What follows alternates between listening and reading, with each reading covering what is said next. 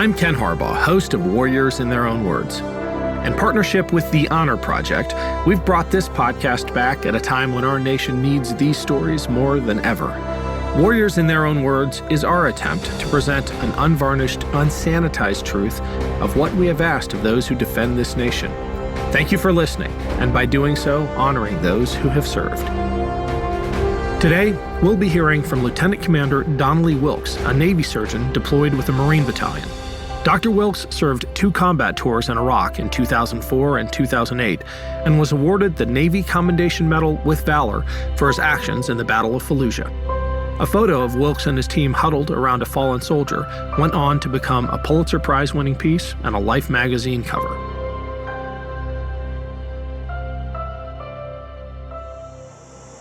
I left the service, the United States Navy, as a lieutenant commander in 2009. I served for a total of 7 years on active duty, and for approximately a year and a half of that, there were 2 combat tours in Iraq. When I was accepted to Tulane Medical School, one of the Navy recruiters got a hold of me and said, "Hey, you got some big bills coming your way. Why don't you look at the Navy, helping you pay for it?" And he encouraged me to apply for the scholarship, so I did, and I was accepted. And then the Navy offered to pay for all of med school in turn for 7 years of active duty service. That was pre 9/11. I had always kind of had visions of joining the military, and decided that the life suited me, and so I signed up in the Navy as I entered medical school. There's a few caveats, though. Every month, 1 month of each year of medical school, the military students are pulled from their normal duties and they are sent off to various training institutions. So, for example, one of the first was out to Newport, Rhode Island, to the Navy's version of boot camp for officers. And so I would go out there for 6 weeks during med school, learn to put on the uniform, military history, and learn how to be a naval officer. Another month in my 3rd year, I'm sent out to a combat casualty field medical course to learn how to practice field medicine and understand military environments. So they're kind of indoctrinating you as you go forward.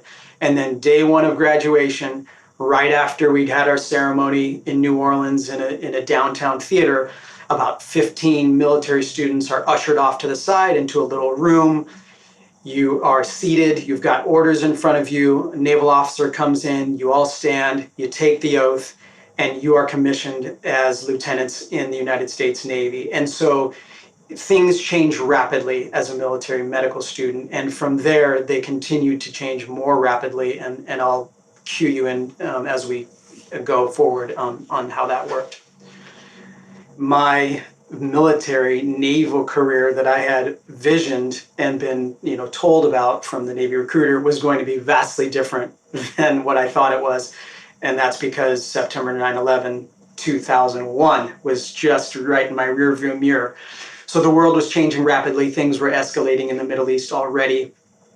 And I was getting orders to Camp Pendleton, California, which is where one of the residency hospitals is for primary care medicine. And that's the field I was going into. So within, just a couple weeks after graduation, I'm out in Camp Pendleton on a Marine Corps base, working at the Navy hospital as a resident. But I know things are continuing to escalate in the Middle East. And within 1 year of that, just still being a baby doctor, I'm plucked out of residency and given orders to join a Marine Corps battalion and head to the Middle East.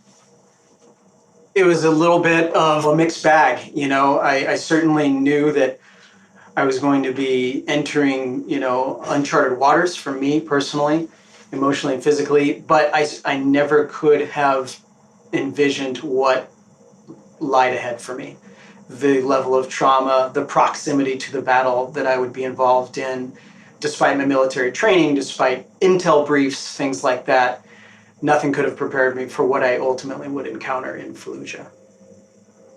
So when we arrived in my battalion, we went to Okinawa for a few months to do some urban combat training to get the Marines ready for what it would be like in Fallujah and the surrounding cities in the Al Anbar province.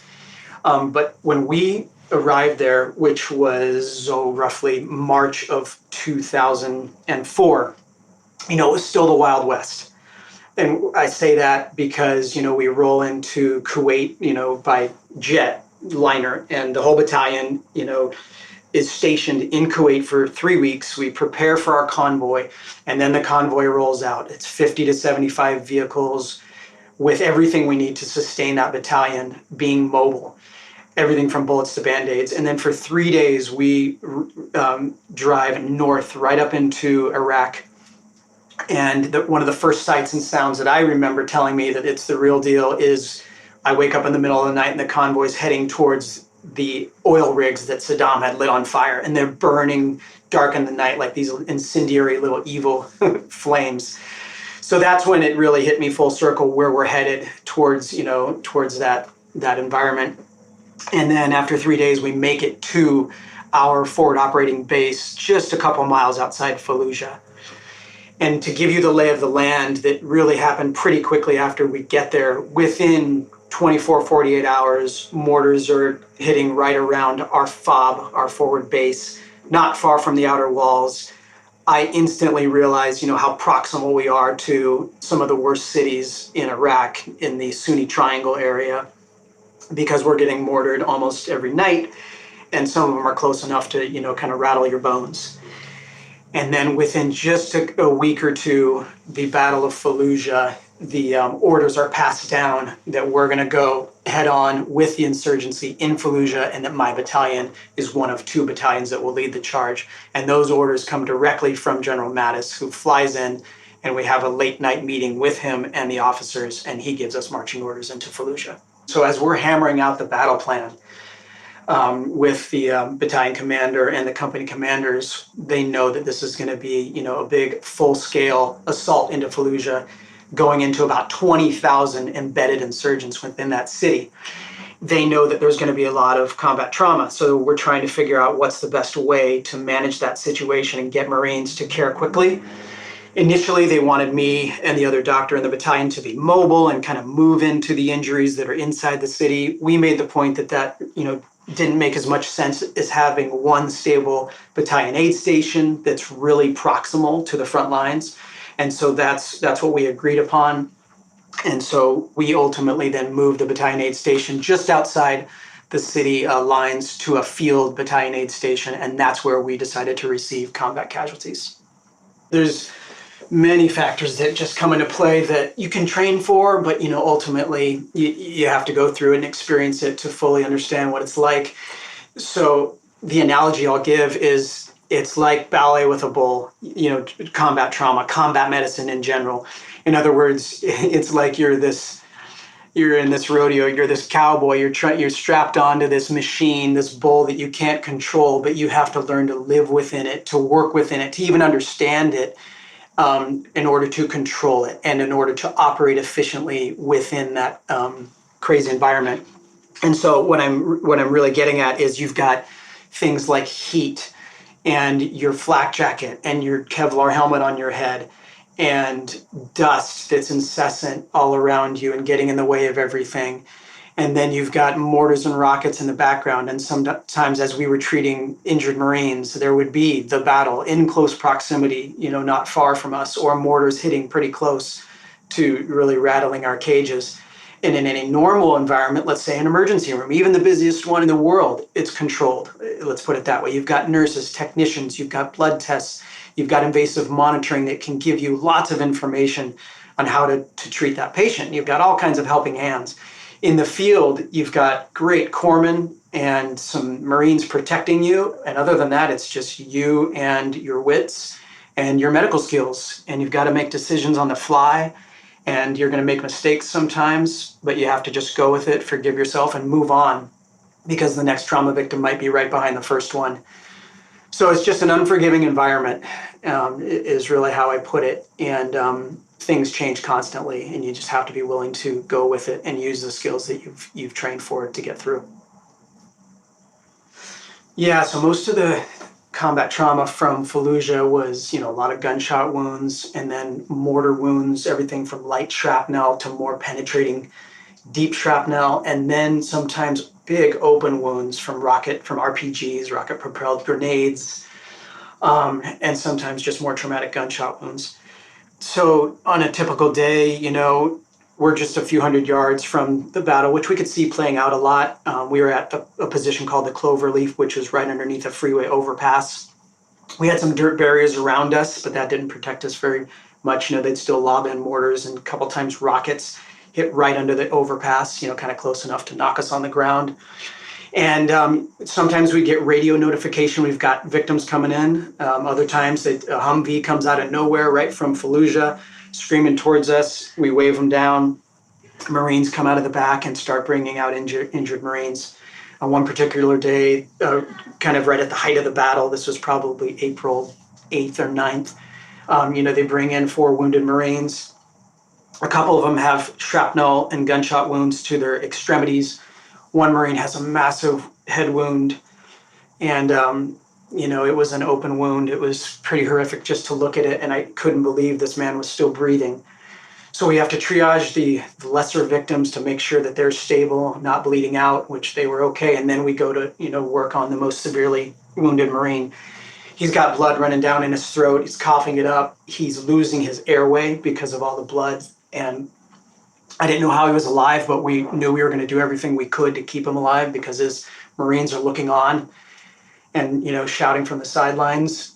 So it's chaotic, but then my corpsmen know what to do. We kind of get people, pushed aside so that myself and my other doctor, Cormac O'Connor, can go to work. We stop the bleeding in the head wound, and then we have to cut a surgical airway, which is a very technical procedure to do, even in an emergency room. But we go to work, and just to give the real basics, it's a small incision near the Adam's apple. Then you have to open that up. You have to find the airway, insert a little stylet that allows an airway tube to go over it into the airway, and then you hook up a bag valve mask, try to secure that around his neck, and you provide artificial respirations through that airway by squeezing the bag into his lungs. We got it. It was very difficult, and kept him alive. And then we were able to get a medevac, a Humvee, to take him to the next level of care, which was a few miles away. Unfortunately, that man died, but we did stabilize him to get him to a surgeon and give him the best chance. And so that's just one example of, a moment in time that I'll never forget.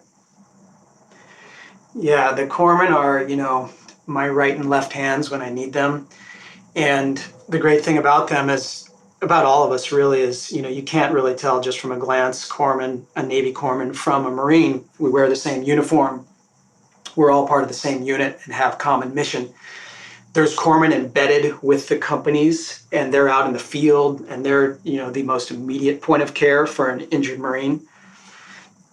And so there's a number of them in each of the companies that provide that field care, and they're highly trained field medics, and they saved a lot of Marines.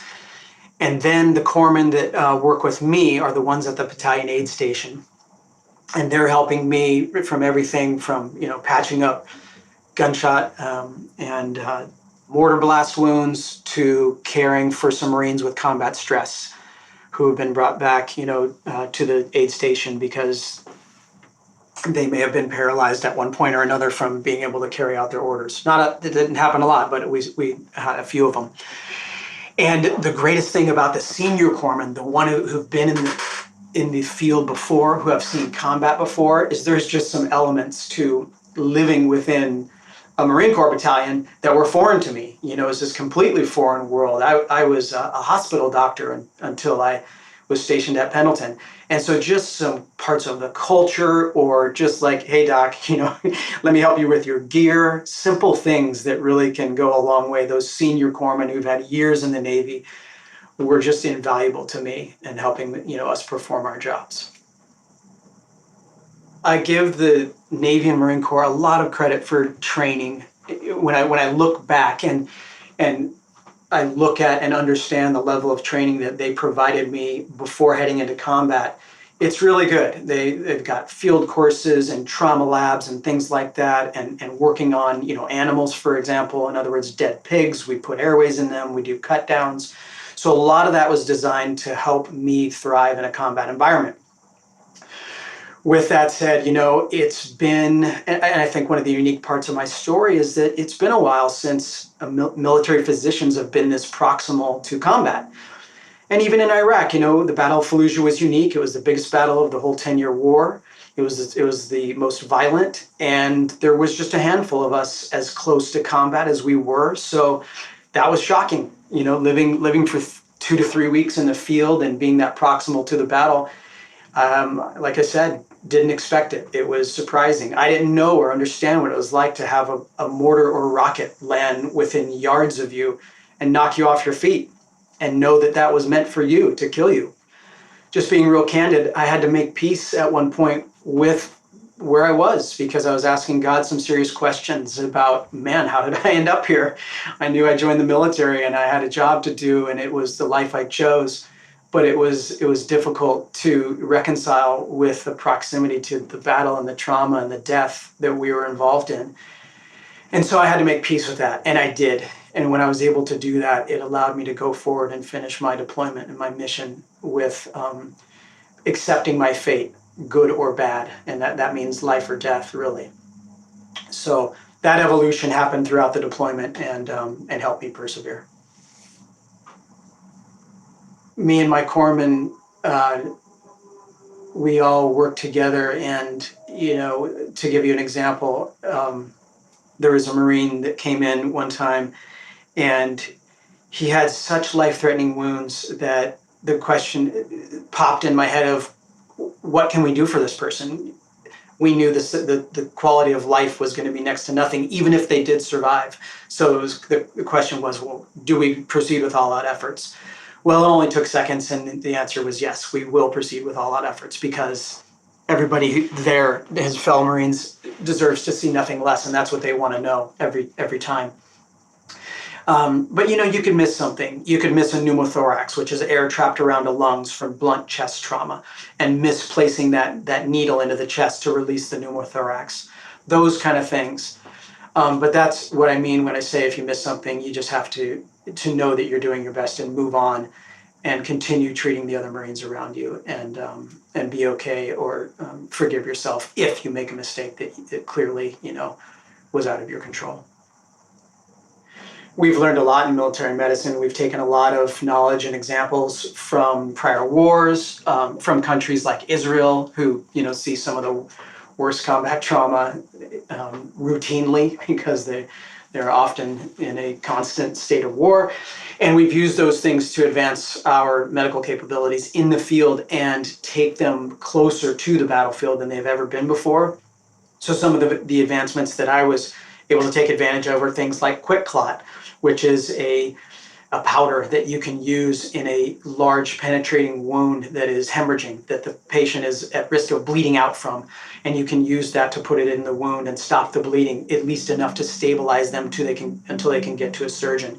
You've got advanced airway kits like the ones that I used in the field to establish an airway that would otherwise kill someone.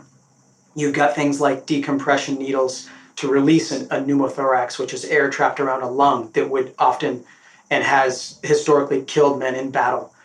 So a number of these things that have historically been battle wounds that someone would die from, now you can save that person's life. And to expand on that a little bit, another huge part of that is the proximity of surgical capabilities. So from where I was, which was Echelon 1 of medical care right there in the field, Echelon 2 is just minutes away by ground or helicopter.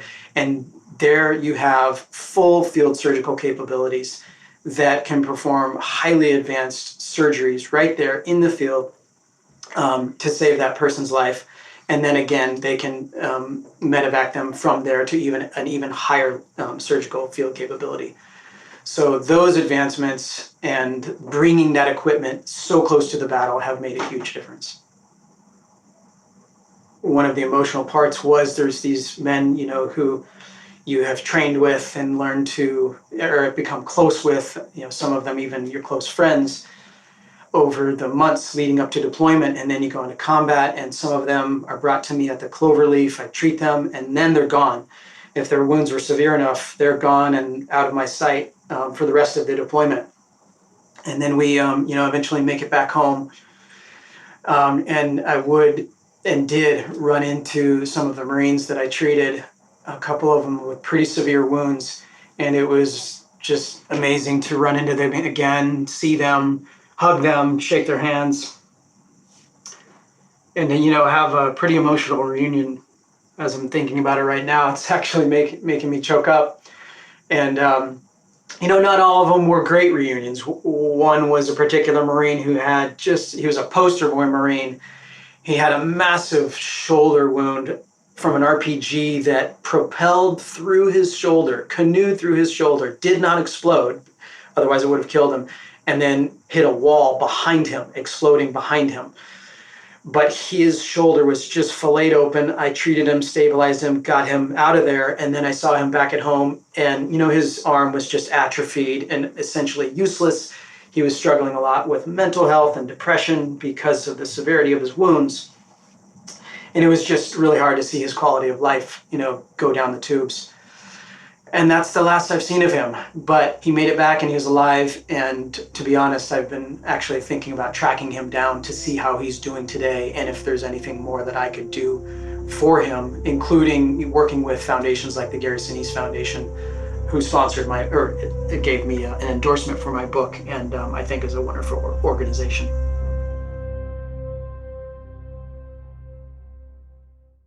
With the busy fall season just around the corner, you might be looking for wholesome, convenient meals for jam-packed days. Factor, America's #1 ready-to-eat meal kit, can help you fuel up fast with chef-prepared, dietitian-approved, ready-to-eat meals delivered straight to your door. You'll save time, eat well, and stay on track with your healthy lifestyle. Too busy with your end-of-summer goals to cook but want to make sure you're eating well? With Factor, skip the extra trip to the grocery store and the chopping, prepping, and cleaning up too, while still getting the flavor and nutritional quality you need. Factor's fresh, never-frozen meals are ready in just 2 minutes, so all you have to do is heat and enjoy, then get back to crushing your goals. Level up with Gourmet Plus options prepared to perfection by chefs and ready to eat in record time. Treat yourself to upscale meals with premium ingredients like broccolini, leeks, truffle butter, and asparagus. With Factor, you can rest assured you're making a sustainable choice. We offset 100% of our delivery emissions, source 100% renewable electricity for our production sites and offices, and feature sustainably sourced seafood in our meals. This August, get Factor and enjoy eating well without the hassle. Simply choose your meals and enjoy fresh, flavor-packed meals delivered to your door. Ready in just 2 minutes, no prep, no mess. Head to factormeals.com/warriors50 and use code warriors50 to get 50% off. That's code warriors50 at factormeals.com/warriors50 to get 50% off.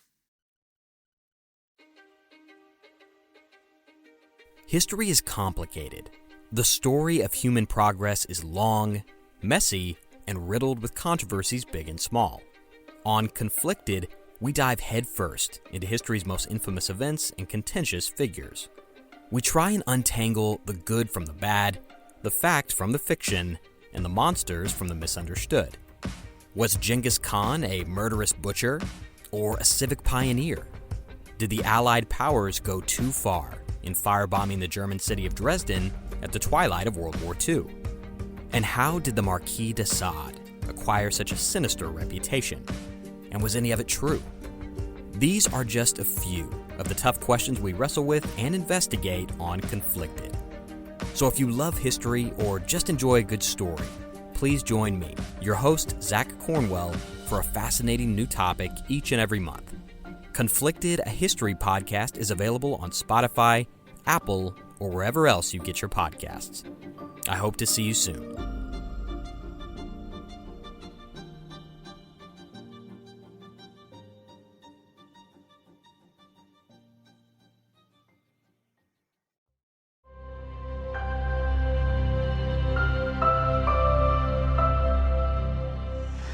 That's also, just an evolution. And again, as I look back at my military history and deployments and then the aftermath, I've definitely remained very involved in the mental health component of our vets and, just being an advocate for PTSD victims and things like that.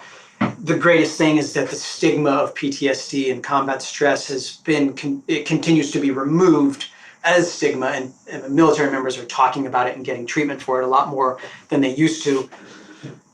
I was in charge of giving some of the briefs, some of the information to the men about PTSD as we transitioned back home.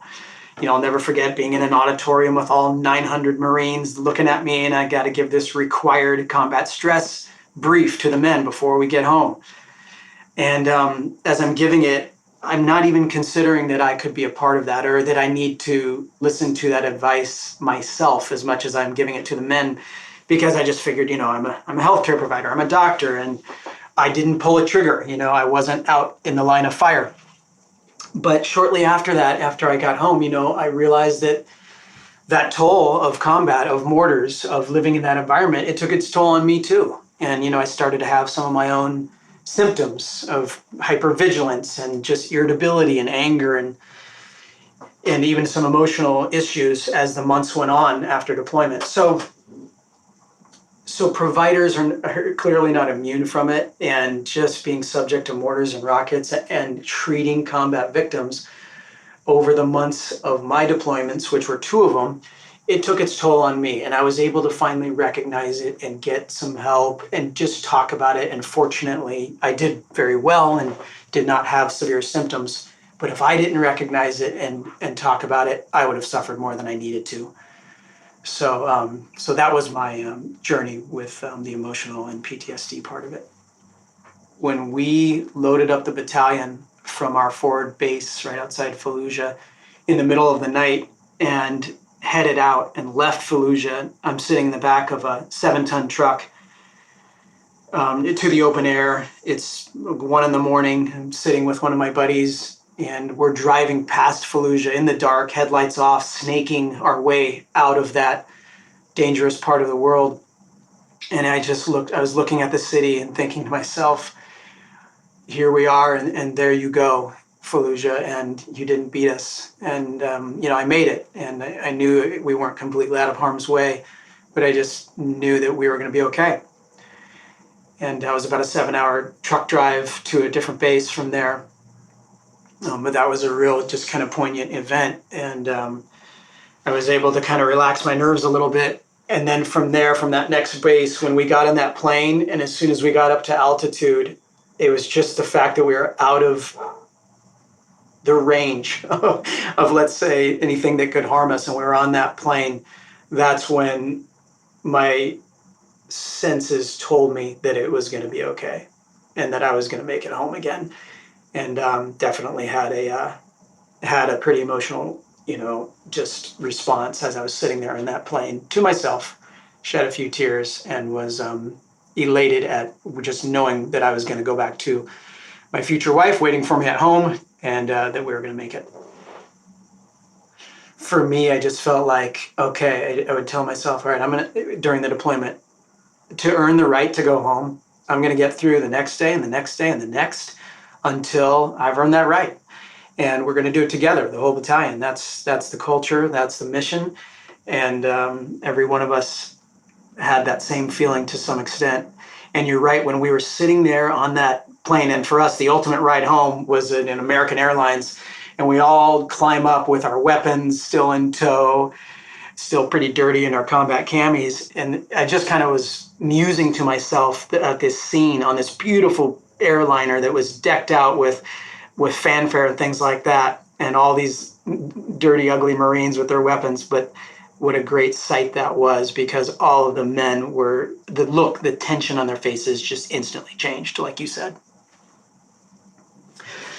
The main challenge was, it was unexpected. That second deployment, my commanding officer had literally the week prior said, hey, Doc, I think things look good. You'll probably stay at this new duty station, which was Port Hueneme in Oxnard, for the rest of my commitment. And then a week later, he called me in and said, Doc, sorry, I lied. I just got orders. I need a seasoned physician to go back to Iraq. So, that conversation was tough with my wife, because we knew what we were in for, and it was even a longer deployment. But, once we got over that and through that, we just knew this was what we signed up for. And I went back to another month of trauma training at USC County Hospital, which was wild. But I lived there for a month working with the trauma team because the Navy has a little installation there for training. And I got some great training and went back to Iraq, out to Al-Qaim on the Syrian-Iraq border. And it was kind of like a little field ER, but it was a much safer environment. And that is where, staring at the outskirts of Iraq again, looking at the landscape and hearing the sights and sounds, that's where I decided to write the bones of Code Red Fallujah. And that's how I passed some of the deployment, writing that book. That helped me get through that second deployment, being able to write about my first deployment in Fallujah. And then I came home and put that down and, picked it up a few months later and decided, hey, I'm gonna make a book out of this. So that's how the book was born. I can look back on it and still be proud of everything we did. And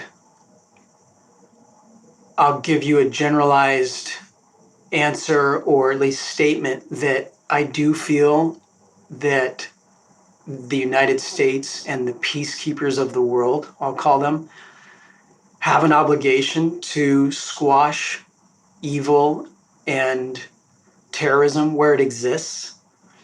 Now, does that mean I want us to be in a 10 to 20 year occupation of a country? I'd say no. But I do feel that the peacekeepers of the world need to have the wherewithal to rise up and combat evil and terrorism where it exists. And I think we should learn from what has been done in the past, these wars specifically, and how we might be able to better, as a unified front, do that in the future. Call it a version of the United Nations or something different or better, because this isn't the last time we're going to see this. As we all know, it's not going to go away. And I think we can do it better without necessarily having to commit to such a long occupation and price tag, both financially and lives. And I think a lot of smart military leaders would agree with that and actually have voiced that. Would I jump back into it right away again if I was given the opportunity? Maybe. I'd have to have a serious conversation with my wife. But I'll tell you, when my private practice was suffering during the pandemic, which it did, there was a few months where I almost had to close down the doors. I said, well, hey, babe, to my wife, I can always go join the Navy again. And although, it was said with some jest, I'm not completely kidding, because I always know I could go do that again and go back to an environment and a home that I loved. There was many parts of it that were challenging and that I would not want to do again. But I don't regret a minute of it. I wouldn't change it. And I value every part of it because it did make me a better physician, husband, father, and human, for sure, all those parts of it. So in the end, I would describe it as, I know that although parts of it were hard for me to accept, it's where God wanted me and needed me. And it's where I was supposed to be. It's where I was supposed to be. That was Lieutenant Commander Donnelly Wilkes. To learn more about Dr. Wilkes' deployments, read his book, Code Red Fallujah. Thanks for listening to Warriors in Their Own Words. If you have any feedback, please email the team at kharbaugh@evergreenpodcasts.com. We're always looking to improve the show.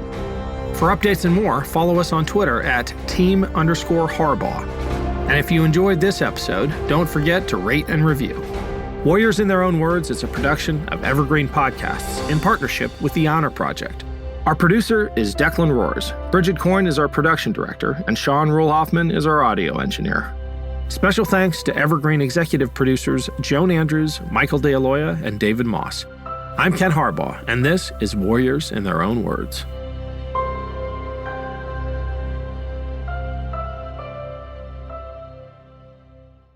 Hello, this is Gary Chahot welcoming you to check out the French History Podcast. Our main show covers the history of France from the first humans until present. If you liked Mike Duncan's The History of Rome and wanted a similar program covering the land of beauty, culture, and love, we are exactly that. We also host world-renowned scholars who have delivered guest episodes on their specialties, including 18th century pirates, revolutionary booksellers in 20th century Paris, the special friendship between the Marquis de Lafayette and Thomas Jefferson, and numerous others. Learn what you love and listen to the French History Podcast today.